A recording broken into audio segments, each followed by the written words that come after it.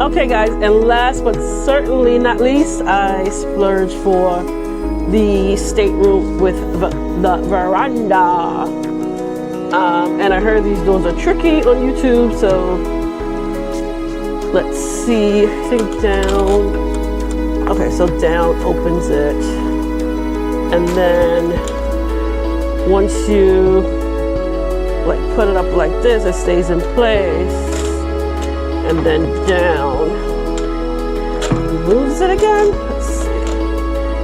Okay, so this direction opens it, allows you to open and close, right? But once you